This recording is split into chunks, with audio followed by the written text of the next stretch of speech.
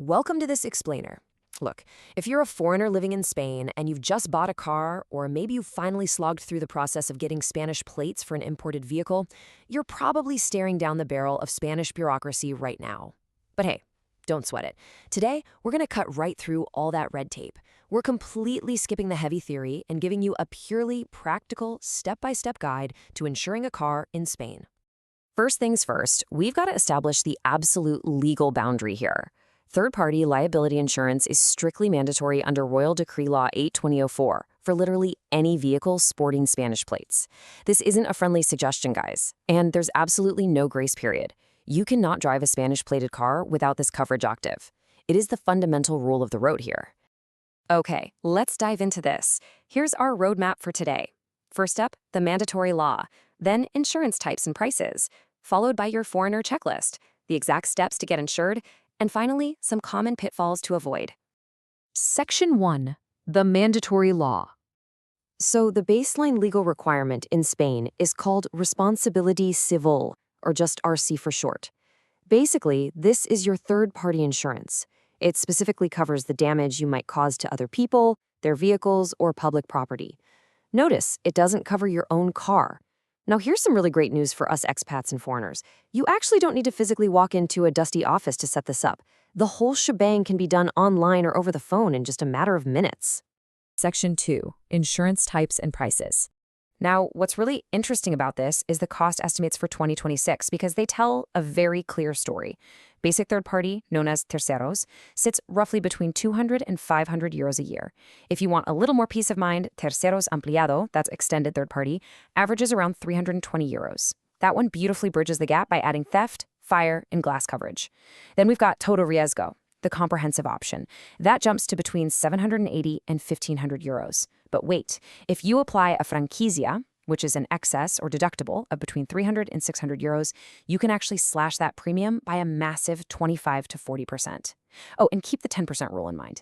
If your annual comprehensive premium is going to cost more than 10% of your car's total current value, it usually makes a whole lot more sense to just drop down to a third-party policy.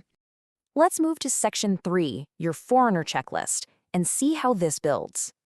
This is your golden checklist. To get insured as a foreigner, you're going to need your valid NIE or TI card, your empadronamiento proving your official address in Spain, the Spanish registration document showing the car actually has its plates, and a driving license that's legally valid in Spain.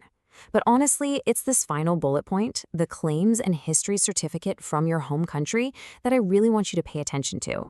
So the crucial point is this insider trick right here. When you arrive in Spain, as far as the insurance companies are concerned, you're a ghost. You've got zero Spanish driving history. And without that history, the system just automatically penalizes you, jacking up your premiums by 20 to 40%. But here's the workaround. Many Spanish insurers will actually recognize your years of safe driving from your home country. You literally just have to ask your previous insurer back home for a claims or driving history certificate to officially prove you're a safe bet. Bringing this one piece of paper can massively lower your price.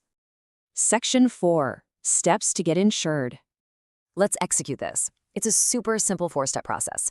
First, have your car's technical sheet, the ITV document, your license, and your NIE or TIE right there in front of you. Second, compare. Seriously, do not just take the first quote. Use online comparators or contact insurers directly. Third, make sure you contract the policy in the name of the owner and main driver. They absolutely must match. And finally, the timing. This is the golden rule. You have to execute this contract the very moment your car is officially registered with the DGT. Some folks have even managed to set up the policy online while finishing up their foreign to Spanish plate transfer. Just remember, the insurance has to be fully active before your tires ever roll onto a public street. Section 5. Common pitfalls.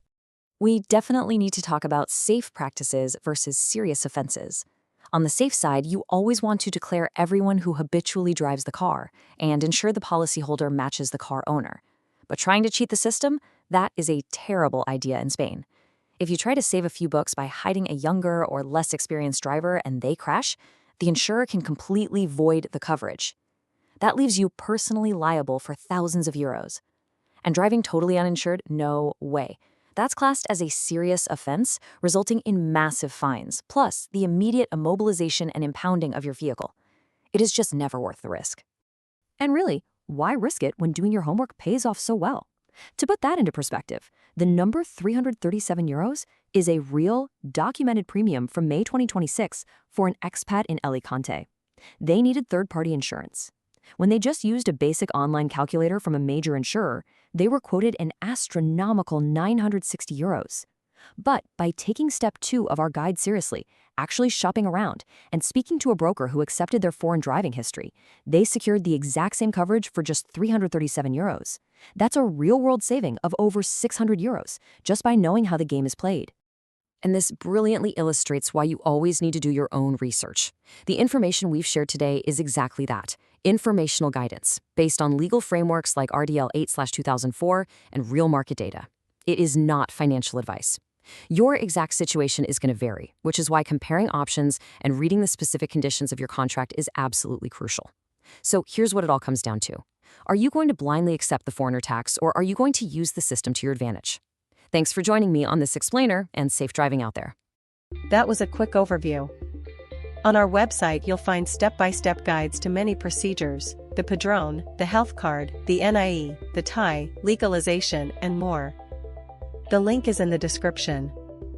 And if you get stuck, message our Telegram bot. We'll walk you through for free, step by step.